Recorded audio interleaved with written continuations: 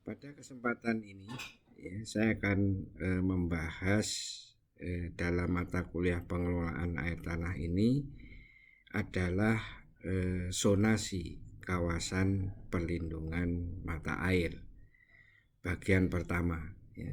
Jadi setelah saudara belajar di hidrogeologi tentang hidrogeologi mata air, maka di dalam mata kuliah ini akan membahas bagaimana melakukan zonasi kawasan perlindungan mata air yang merupakan bagian dari perlindungan mata air atau perlindungan air tanah pada umumnya. Ya, ini topik ini sangat penting di dalam melakukan pengelolaan khususnya perlindungan di dalam sumber daya mata air.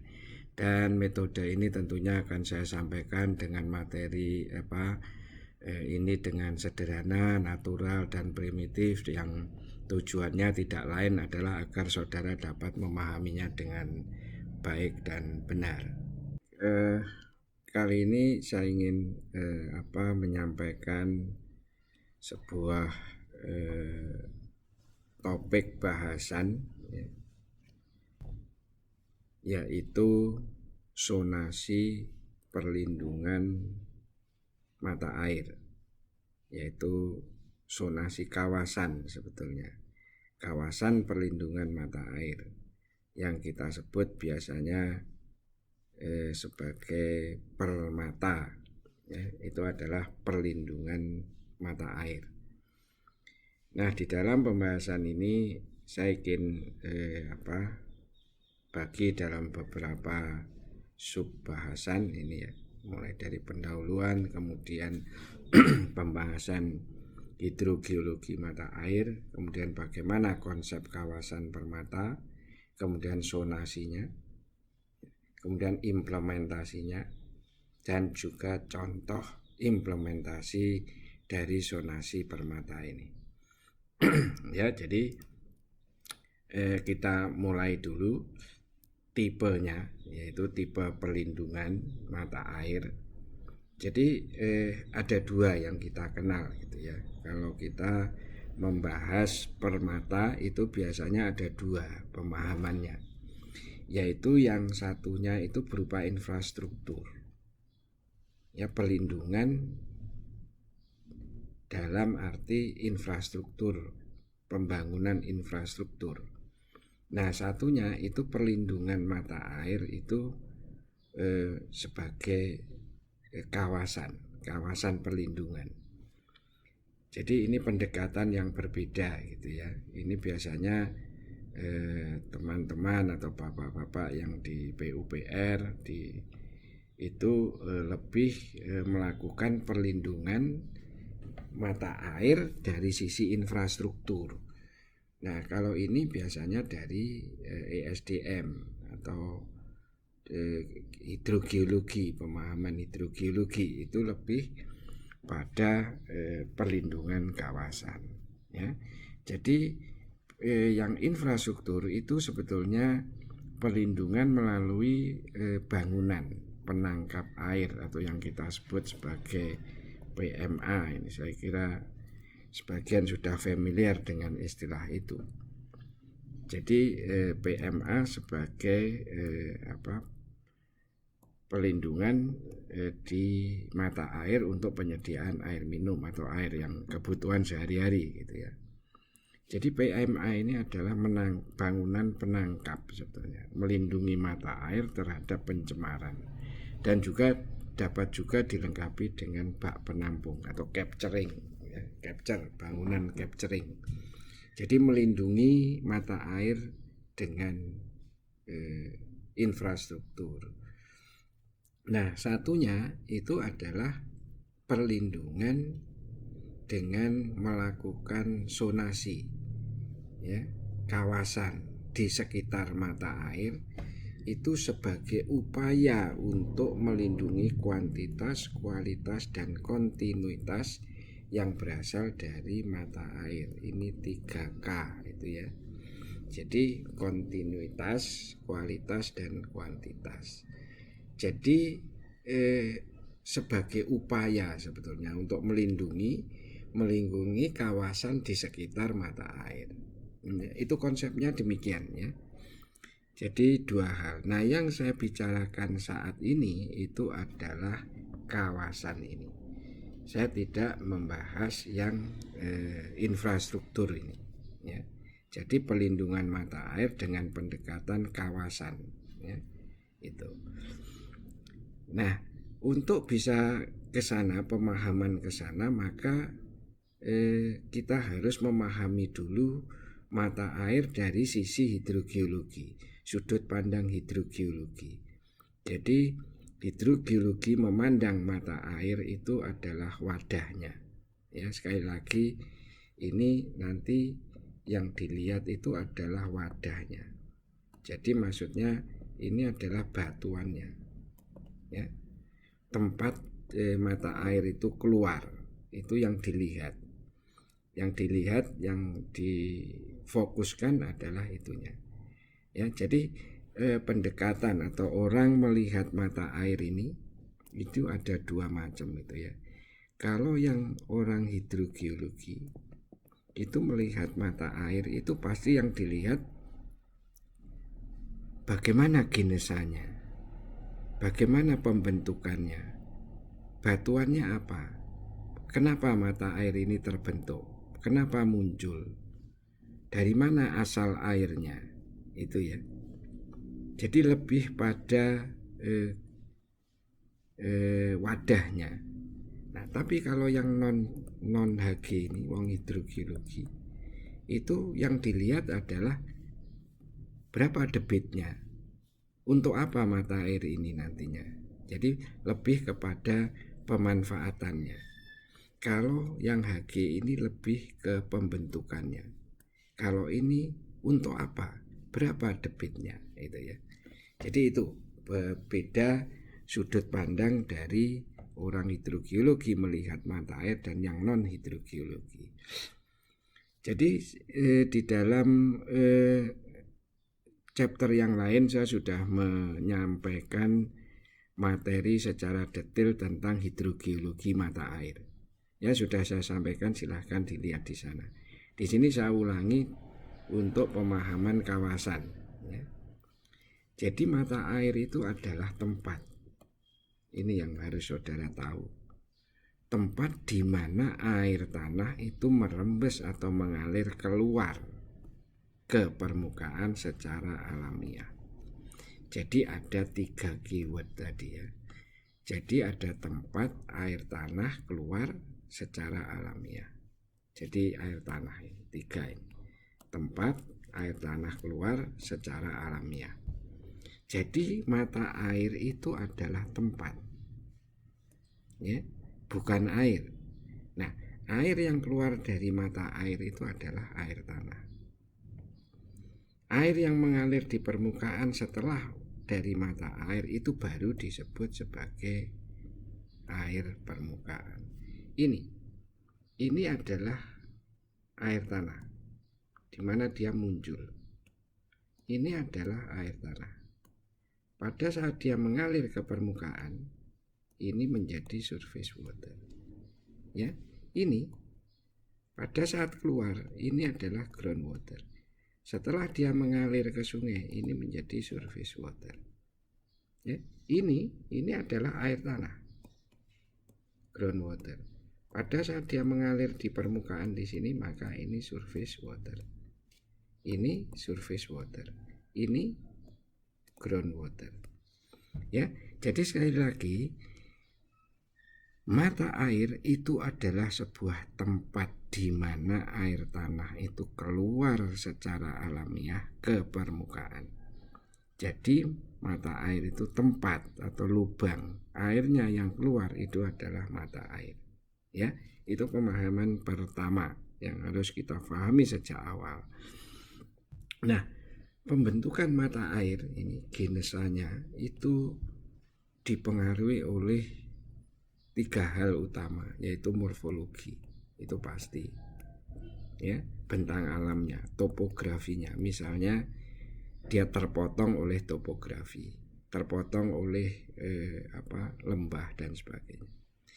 Geologi ini adalah bawah permukaannya, macam batuannya, strukturnya, stratigrafinya. Ini sangat mengontrol pembentukan mata air. Nah, kemudian hidrogeologi itu jelas, karena dia nanti akan sistemnya, flow-nya, sistem alirannya, tipe akuifernya. Ini adalah wadah. Ya, ini adalah wadah. Jadi mata air itu sangat dipengaruhi oleh wadah.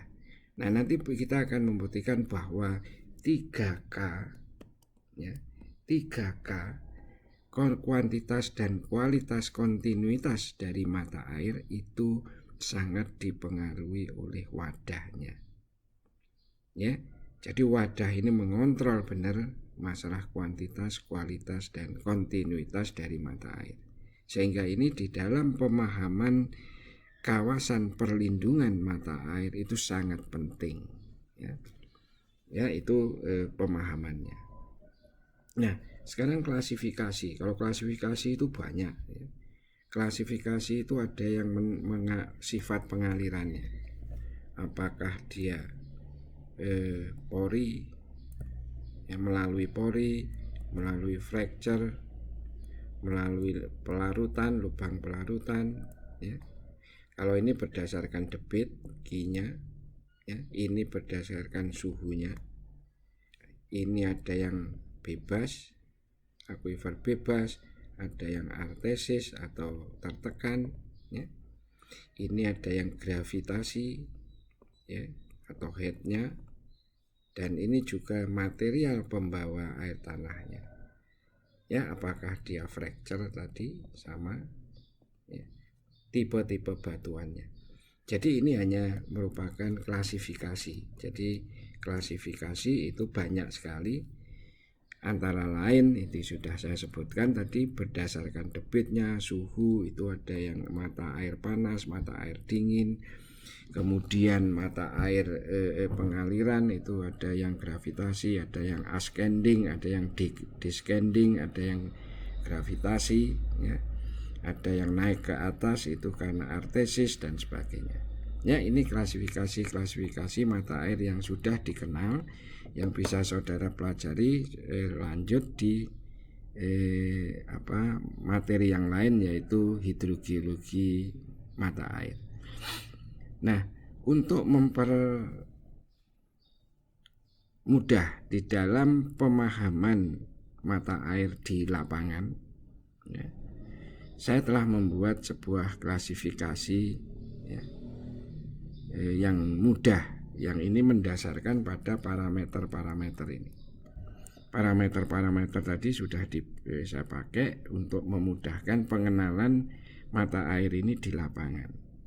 Dan ini sudah pernah saya presentasikan di beberapa negara dengan nama, ya saya namakan aja ini adalah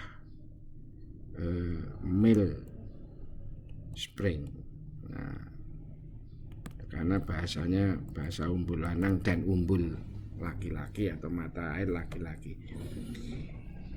Apa yang bisa saudara dapat mengenali ini di lapangan? Yang paling gampang adalah air tanah yang keluar dari mata air itu keluarnya secara horizontal, mancur. Nah, kayak gini gambar ini, mancur keluar, ya. Ini biasanya umumnya itu berkaitan dengan air tanah dangkal, dan umumnya itu bebas, unconfined, tidak selalu tetapi dangkal. Nah, karena dangkal maka dia akan berkaitan dengan sistem aliran lokal. Karena lokal maka dia airnya itu adalah air recent, modern. Jadi tidak ada proses mineralisasi yang besar, banyak. Dia resident time-nya, waktu tinggal di sebagai air tanah itu kecil, tidak lama, ya, resident time-nya.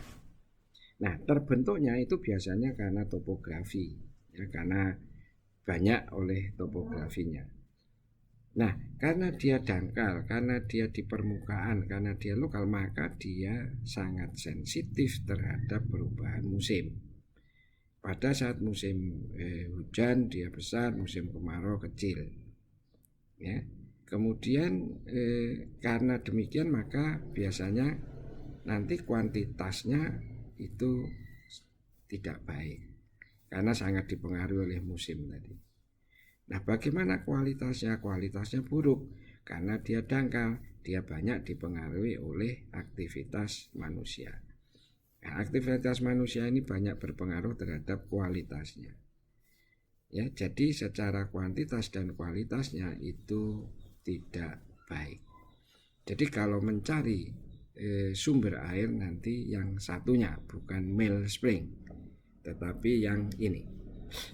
Yang ini saya sebut sebagai Vermeer Spring. Nah, jadi umbul wadon atau umbul wanita. Nah, ini bedanya, saudara lihat di sini. Dia itu mengarah ke atas, keluar ke atas.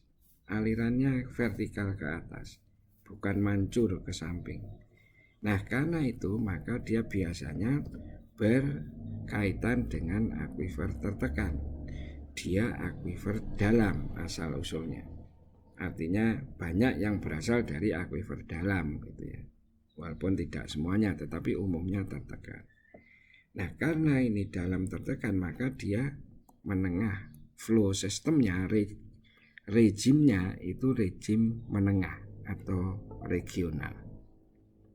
Ya, nah karena regional maka resident time-nya itu lama. Karena resident time-nya lama maka mineralisasinya juga tinggi. Tingkat mineralisasi mineralnya tinggi sehingga banyak air yang keluar dari umbul wadon itu biasanya mengandung mineral yang lebih banyak daripada umbul laki-laki. Nah, terbentuknya itu lebih banyak dikontrol oleh kondisi geologi. Ya, kondisi geologinya yang ini. Baik itu stratigrafi maupun strukturnya. Jadi ini wadahnya itu sangat mengontrol. Nah, karena dia dalam, karena dia tertekan, maka dia tidak sensitif terhadap musim.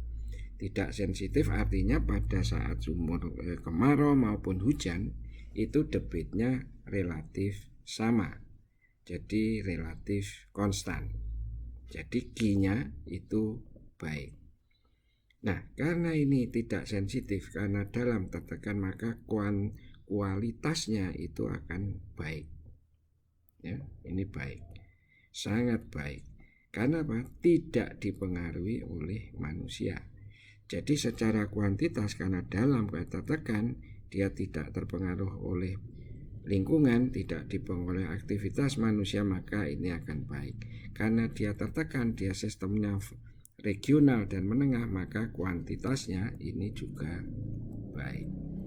Ya, jadi kalau mencari sumber air itu carilah yang tipe wadon. Jadi ini secara pengenalan secara gampang di lapangan gitu ya. Tidak 100% benar selalu ini, tetapi 90-80% itu seperti itu karakteristik mata airnya ya. Nah, sekarang bagaimana penyebaran mata air di daerah gunung api ya? Ini harus kita kenal karena kita banyak sumber air yang ada, kita banyak gunung api dan kita punya banyak sekali mata air di gunung api, maka pemahaman ini sangat penting gitu ya. Nah, ini cara pemahaman secara praktis di lapangan ya. Di gunung api itu ada penyebaran air yang sejajar. Jadi ini adalah puncaknya. Ini adalah puncak gunung api. Ini tentunya lerengnya begini, tubuhnya begitu ya. ini ada sejajar, maka dia akan membentuk yang namanya spring belt.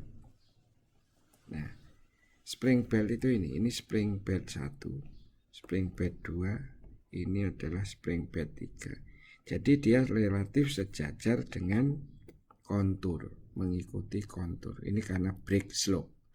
Biasanya kalau ini puncaknya dia ada break slope begini, ini lagi ada break slope lagi, ada break slope lagi. Maka ini akan belt 1, belt 2, ini belt 3. Ya, ini puncaknya.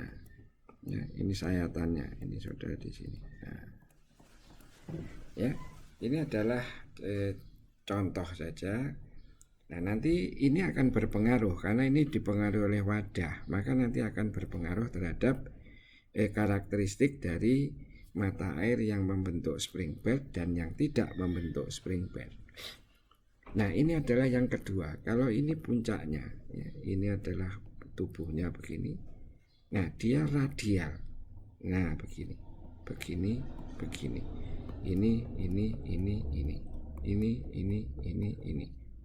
Ya, jadi dia tidak mengikuti kontur, tetapi mengikuti garis yang lurus dari puncaknya. Jadi radial, jadi membentuk radial. Nah, ini adalah sering kita jumpai sistem yang seperti ini, gitu ya.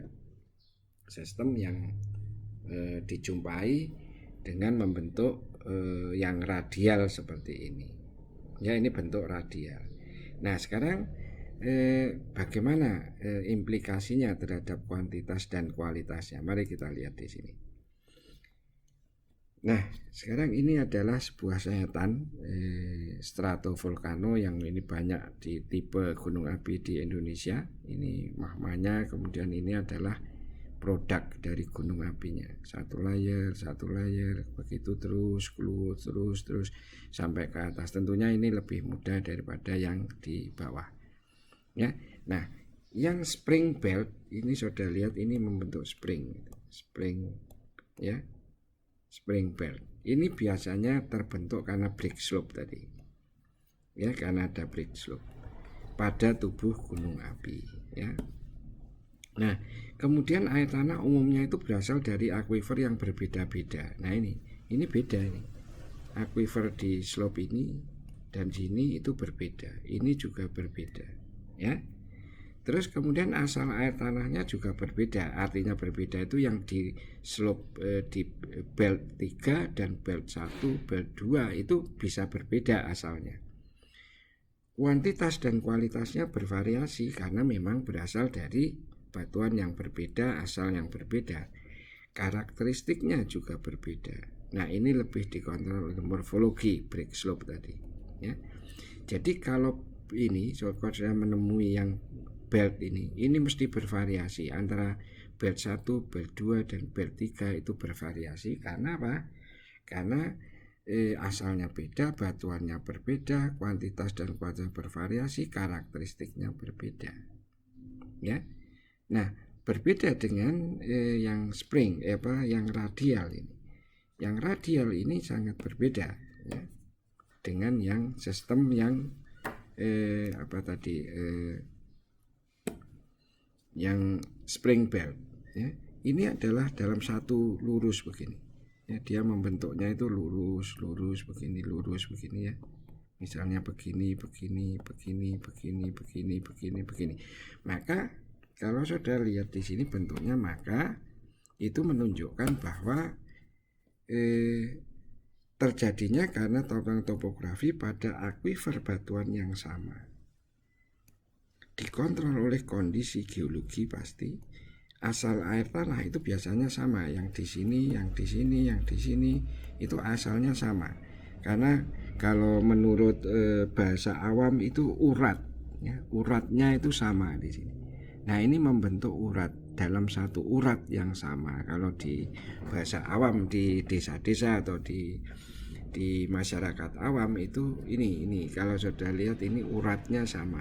Nah, ini melalui urat yang sama, sehingga asalnya sama, karakteristiknya umumnya sama, kuantitas dan kualitasnya umumnya juga sama. Ya, jadi pemahaman ini cukup penting untuk mengenal di lapangan secara cepat. Ini sudah saya buktikan dalam beberapa penelitian di daerah gunung api di Indonesia seperti itu. Jadi kalau spring belt itu sekali lagi bervariasi, berbeda. Kalau radial itu akan relatif sama dalam satu jalur ya maksudnya. Dalam satu jalur itu akan sama. Ya, itu. Nah, selanjutnya nanti akan kita lihat di semuanya itu, ya, pemahaman hidrogeologi itu digunakan di dalam pendekatan konsep kawasan perlindungan mata air atau konsep kawasan permata ini. Jadi konsep ini dikembangkan berdasarkan apa tadi? Kondisi hidrogeologinya, wadahnya, ya. Mari kita lihat. Nah, perlindungan mata air atau permata itu merupakan salah satu upaya tadi, ya. Salah satu upaya untuk memulihkan,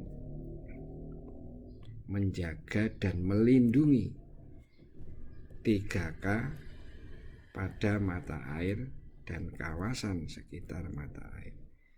Jadi sudah lihat ini, memulihkan, menjaga, melindungi 3K pada mata air dan kawasan sekitarnya. Itu keywordnya itu ya. Jadi melindungi, menjaga dan memulihkan kalau sudah rusak 3K, kuantitas, kualitas, kontinuitas pada mata air dan kawasan sekitar mata air. Ya, itu tujuannya. Nah, sehingga di sini diperlukan perlindungan kawasan. Ya, karena tujuannya tadi, ya, ini perlindungan kawasan, maka perlindungan kawasan sekitar mata air.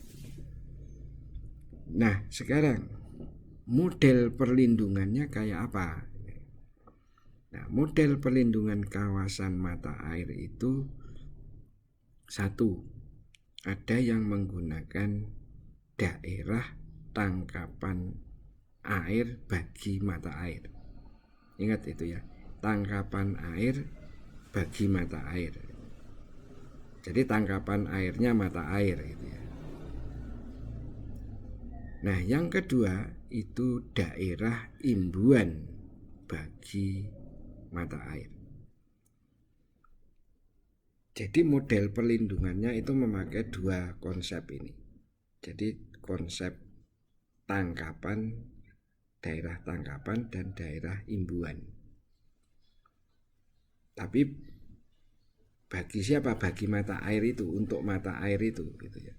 Daerah tangkapannya mata air dan imbuan air tanah bagi mata air itu. Ini dua yang dipakai. Nah, sekarang yang pertama, ya, konsep pertama itu tangkapan air.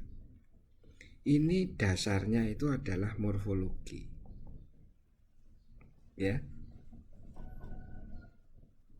catchment, jadi permukaan, ya tentunya permukaan karena morfologi.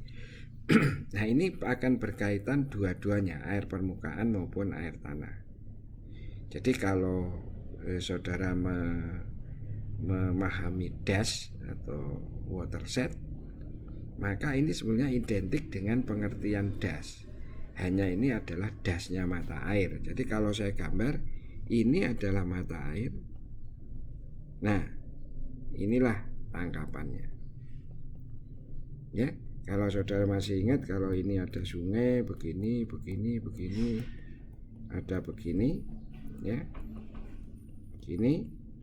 Maka saudara bisa menentukan daerahnya adalah daerah ini, ya. Ini adalah dash itu ya, seperti itu.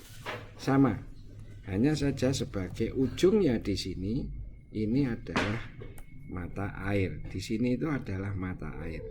Maka ini dashnya mata air. Ini adalah dashnya mata air. Ya, itu yang dimaksud dengan tangkapan air bagi mata air. Ini mata air, ya, ini mata air maka ini tangkapannya. Ini adalah konsep yang pertama. Nah, dengan demikian penentuan ini batasnya itu relatif mudah gitu ya. Kita dengan DEM atau menggunakan peta topografi atau apapun itu bisa kita lakukan dengan mudah. Nah, konsep yang kedua adalah, nah sebentar ini tadi, tangkapan bagi air tadi. Daerah tangkapan air tadi itu adalah cakupan wilayah di mana air permukaan dan air tanah menuju ke titik tadi ya. Jadi ini ke sini. Jadi artinya semuanya menuju ke titik mata air.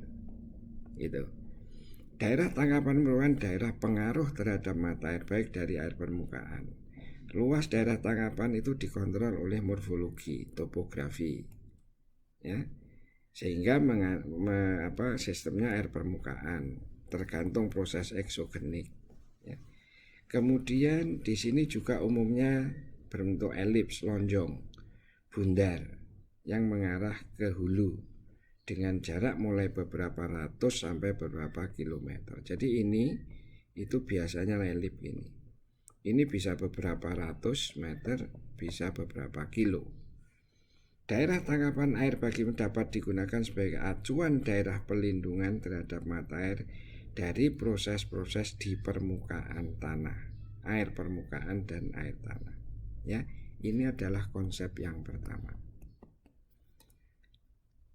Mari kita lihat konsepnya ya.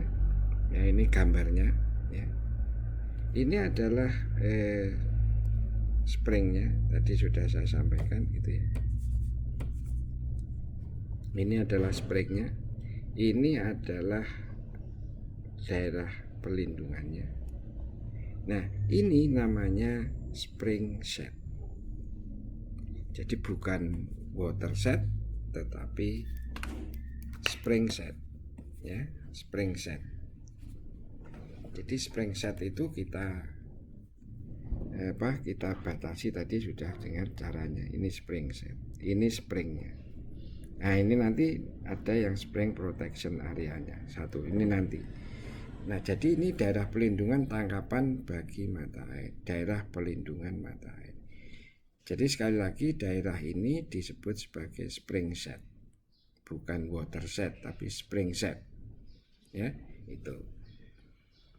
Nah kemudian yang kedua, ini adalah groundwater recharge, bagi mata air. Jadi ini lebih ke pemahaman subsurface, ya, pemahaman hidrogeologi. Jadi di bawah permukaan. Dasarnya itu adalah kondisi geologi dan hidrogeologi di bawah. Ini nanti berdasarkan satuan-satuan hidrostratigrafiknya. Ini berdasarkan struktur stratigrafi dan sebagainya.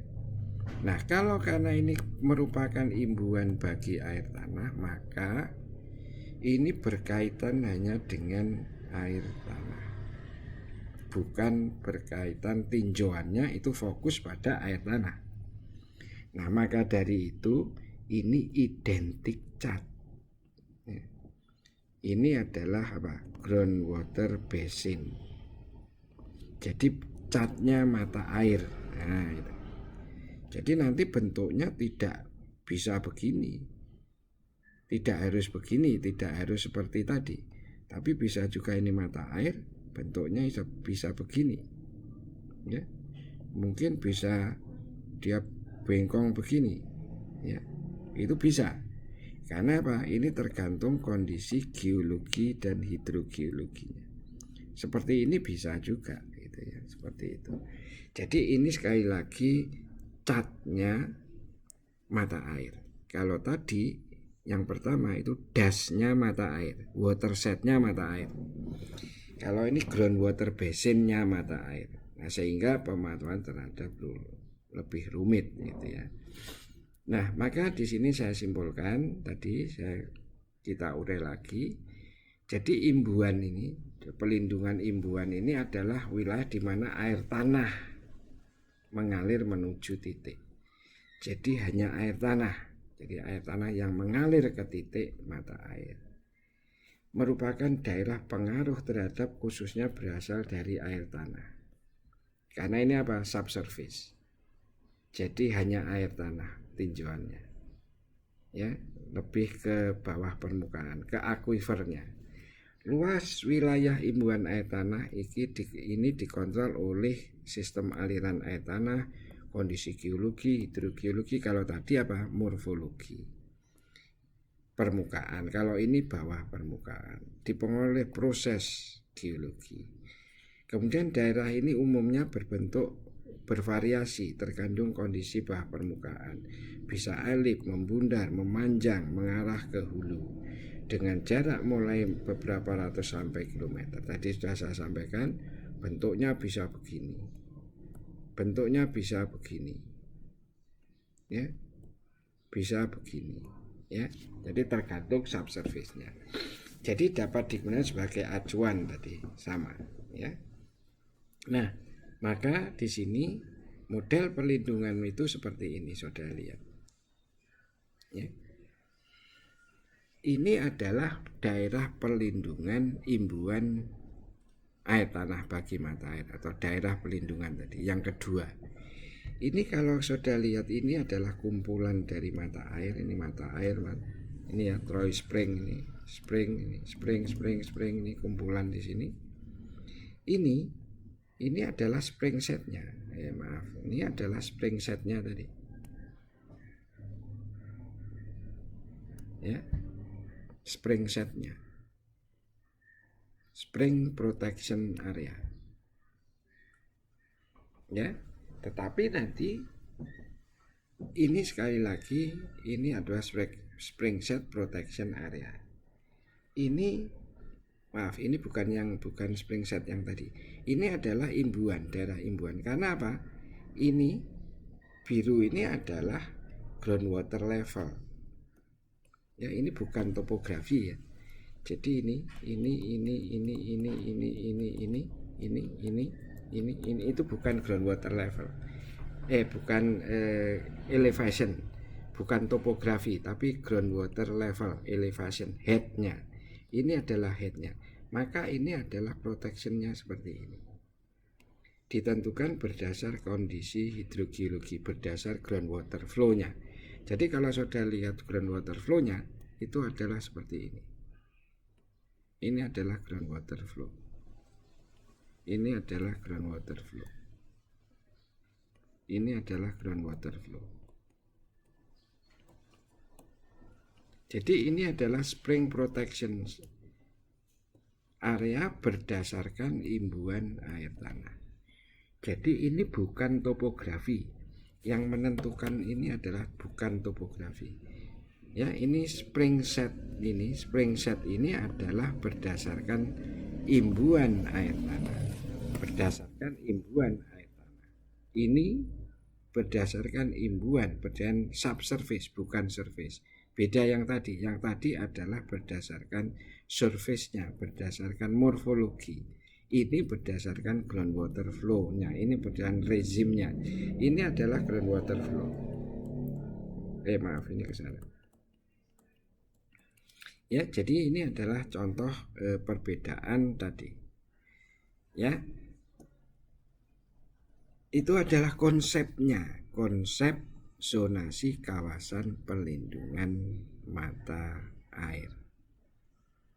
Nah, selanjutnya kita akan, setelah kita tahu konsepnya dua tadi, maka kita bisa menentukan zonasinya, kawasan perlindungan mata air. Ya. Selanjutnya kita akan bicarakan ini, zonasi kawasan perlindungan mata air. Ini akan saya lanjutkan pada bagian kedua. Silahkan saudara mengikuti terus pembahasan ini di part 2. Terima kasih.